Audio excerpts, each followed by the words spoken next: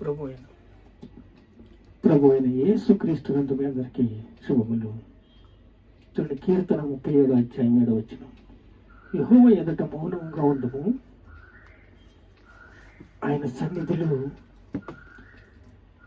కనిపెట్టుకునుండుము. తన సన్నిధిలో ఎలా ఉండాలండి? కనిపెట్టుకుని ఉండాలి. యెహోవా ఎదుట మౌనంగా ఉండాలి. ఆయన మహారాజు అండి, రాజులకి రాజు, ప్రభువులకి ప్రభువు. ఆయన సన్నిధిలో మౌనంగా ఉండాలి, కనిపెట్టుకుని ఉండాలి, కృప కొరకు కనిపెట్టుకుని ఉండాలి, దేవుని ప్రేమ, దేవుని దయ కొరకు కనిపెట్టుకుని ఉండాలి.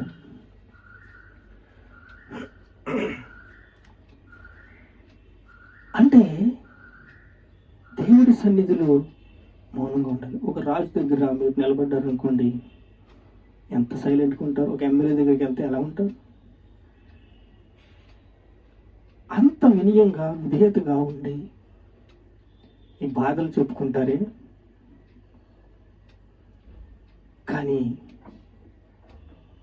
ప్రభు దగ్గర ఎలా ఉండాలి?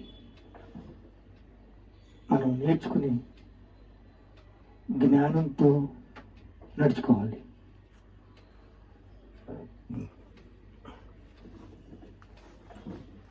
ఎవడు ఇద్దరు యజమానుల్ని సేవించలేడు. నీ ధనం ఎక్కడుంటునో అక్కడ నీ హృదయం ఉండును. నీ ధనం ఎక్కడుంటుందో నీ హృదయం అక్కడ ఉంటుంది. దేవునికి దాసులకి, దేవునికి సిరికి దాసులుగా ఉండొద్దు.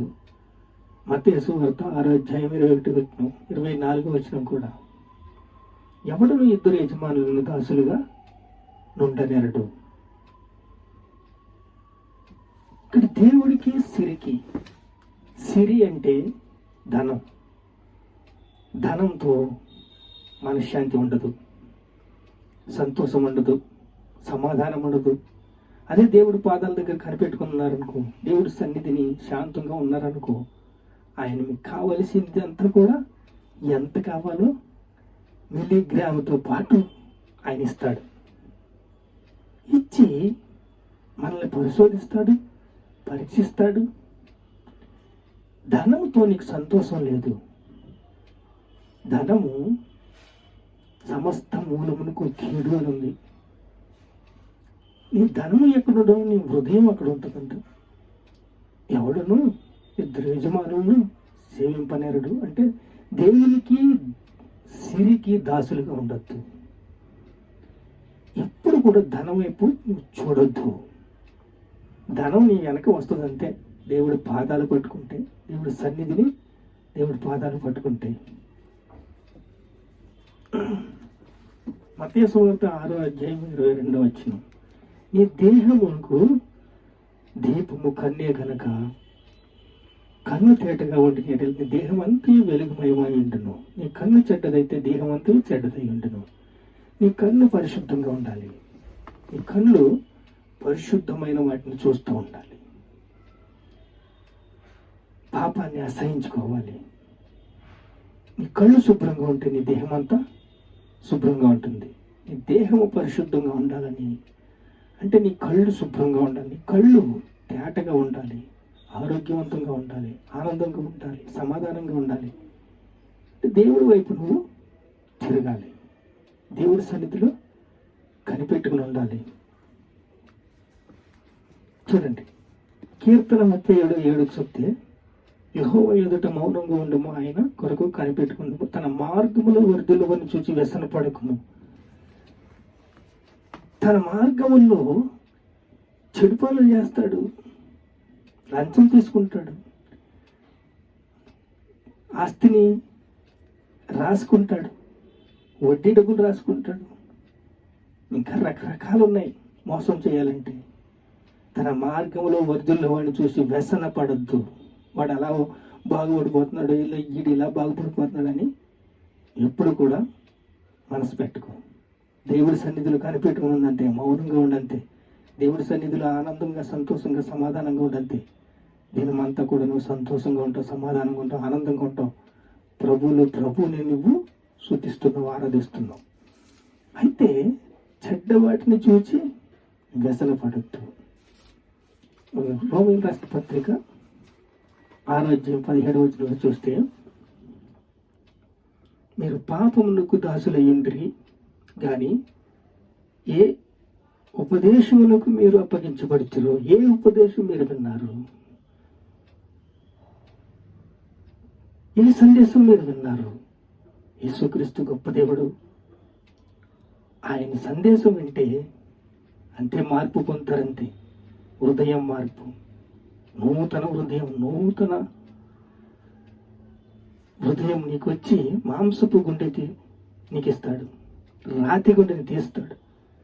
మీరు చూడండి, మీరు పాపములకు దాసులై ఉంటారు కానీ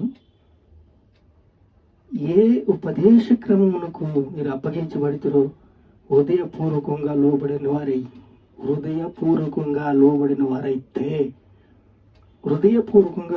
వారైతే పాపము నుండి విమోచించబడి నీతికి దాసులైతే ఇందుకు దేవునికి స్తోత్రము. పాపము నుండి విమోచించబడ్డారు, మీరు యేసు రక్తంలో కడగబడ్డారు. యేసు రక్తము ప్రతి పాపము నుండి మమ్మల్ని పవిత్రులుగా చేస్తుంది. పరిశుద్ధులుగా మీరు మారారు, ఉపదేశం విన్నారు, యేసు రక్తంలో బాగుపడ్డారు, యేసు రక్తంలో కడగబడ్డారు, యేసు రక్తంలో అభివృద్ధి పొందారు. దేవుని సన్నిధిలో కనిపెట్టుకుండాలని దేవుడు కోరుతున్నాడు. దేవుడి సన్నిధిలో మీరు ఎప్పుడైతే ఆయనతో ఆనందంగా సంతోషంగా గడుపుతారో, మౌనంగా ఉంటారో, శాంతంగా ఉంటారో, కనిపెట్టుకుని ఉంటారో, తన మార్గములలో వృద్ధులు అనుసరించి వ్యసన పడద్దు. దురాలోచన నెరవేర్చుకుని వాడిని చేసి వ్యసన పడద్దు. కోపము మనము, ఆగ్రహము విడిచిపెట్టము. చూడండి, కోపం ఉంటుంది, ఆగ్రహం ఉంటుంది, రోషం ఉంటుంది, విడిచిపెట్టాలి. దేవుడి సన్నిధిలో కాసి కూర్చోవాలి. దేవుడి సన్నిధిలో ఎప్పుడైతే కాసి కూర్చుంటారో మీరు ధన్యులు.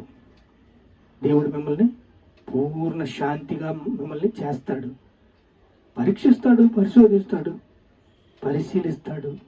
మిమ్మల్ని మీ నడక, మీ పడక మొత్తం అన్నీ చూస్తాడు. కానీ దేవుడి సన్నిధిలో మీరు కనిపెట్టుకుంటే మీకు ఆరోగ్యం, సంతోషం, సమాధానం, ఆనందం. ప్రార్థన చేసుకుందాం. మహాపరిశుద్ధుడ, స్తోత్రం తండ్రి, మాకు తోడుగా ఉన్నారయ్యా. కృపాసక్తి సంపూర్ణుడా, మమ్మల్ని బలపరిచరయ్యా, స్థిరపరిచరయ్యా, సిద్ధపరిచరయ్యా. మీకే సమస్త మహిమ, ఘనత, ప్రభావాలు చెల్లిస్తున్నాం తండ్రి. ఆమేన్.